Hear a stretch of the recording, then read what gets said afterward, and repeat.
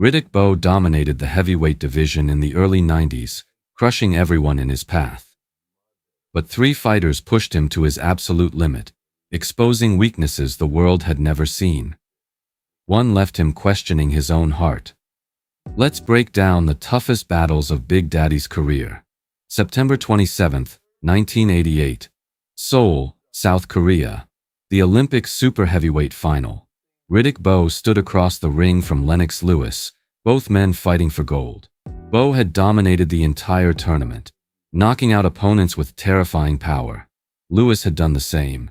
This was supposed to be the ultimate showdown between two future heavyweight legends.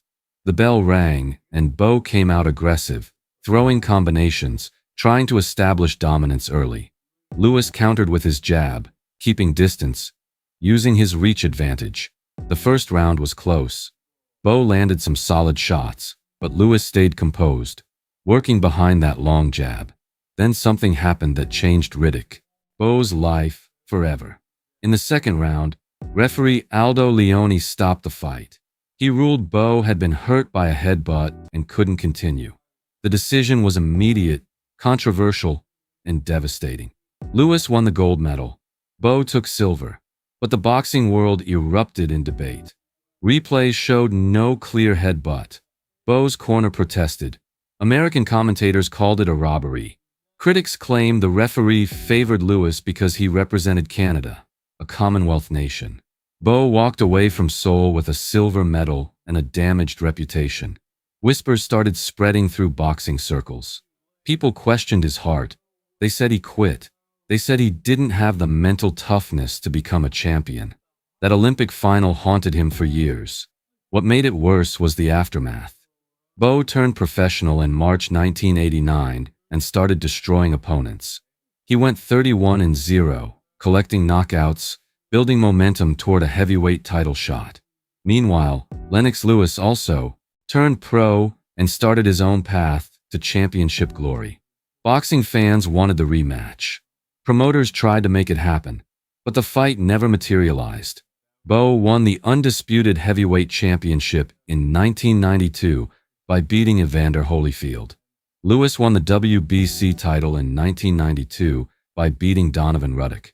They were both champions at the same time, yet they never fought. In 1992, Bowe famously threw his WBC belt in a trash can rather than face Lewis as the mandatory challenger. The boxing world lost the biggest heavyweight super fight of the 90s, and it all traced back to that controversial night in Seoul. Evander Holyfield wasn't just tough. He was the one fighter who could match Riddick Bowe's thinking process inside that ring. Bowe himself said it best. Unequivocally, Evander Holyfield because he could match my thinking process. It was a chess match on wheels. Their first fight happened November 13, 1992. At the Thomas and Mack Center in Las Vegas. Bowe walked in undefeated at 31-0. Holyfield held all four major heavyweight titles. This wasn't just a fight. This was for undisputed supremacy. The opening bell rang and both men came out swinging. Holyfield pressed forward, throwing combinations, trying to break Bowe's rhythm. But Bowe's size advantage showed immediately.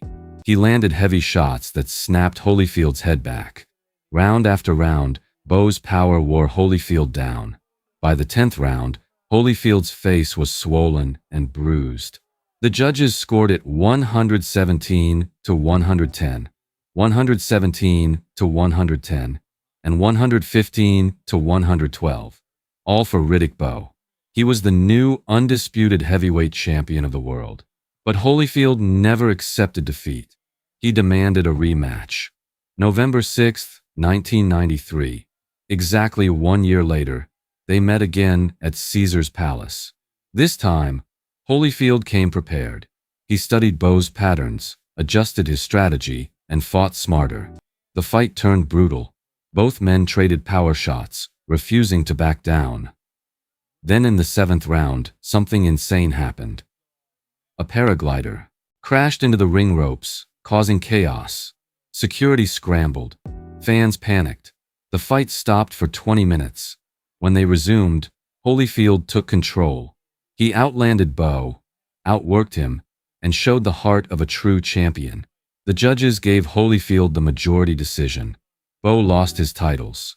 The trilogy was tied 1-1.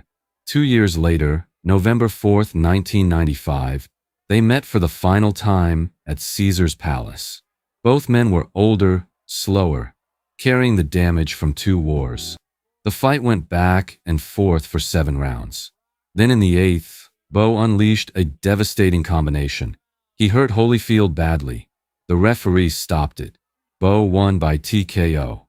3 fights, 3 absolute wars. Holyfield pushed Bowe to limits no other fighter could. He exposed weaknesses, tested his heart, and gave him the toughest battles of his career. That's why Riddick Bowe called him the toughest opponent he ever faced. Andrew Golota was a Polish brawler with knockout power and zero discipline. He gave Riddick Bowe the most brutal, painful nights of his entire career. Not once, but twice. Their first fight happened July 11th, 1996, at Madison Square Garden. Bowe came in as the heavy favorite. Golota was the underdog with a reputation for dirty tactics. Nobody expected what happened next.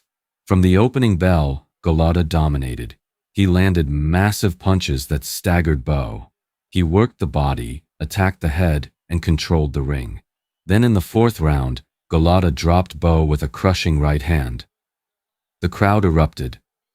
Riddick Bowe, the former undisputed heavyweight champion, was on the canvas. He got up, but Golota kept coming. Round after round, Golota punished him with power shots. But Golota couldn't fight clean. He threw low blow after low blow, hitting Bowe below the belt repeatedly. The referee warned him. The crowd booed. Golota didn't care. In the 7th round, after another blatant low blow, the referee disqualified him. Bowe won by disqualification, but he looked destroyed. His face was battered, his body broken. The rematch happened December 14th, 1996, at Atlantic City Convention Hall. This time, Golota came in even more aggressive. He attacked Bowe from the start, landing heavy combinations. In the 4th round, he dropped Bowe again with another devastating punch. Bowe struggled to his feet, barely able to continue. Golota sensed blood and went for the finish. Then it happened again. Low blows. Over and over. Golota couldn't control himself. He hit Bowe below the belt so many times the referee had no choice. Round 9, disqualification. Bowe won on paper, but lost in reality. After that second fight, Bowe collapsed in the ring. He was rushed to the hospital. Doctors examined him and found serious issues. His brain had taken too much damage. The Golota fights broke something inside him. Bowe later admitted those 2 nights were the most painful of his career. Not just physically but mentally, Golota exposed Bowe's vulnerability.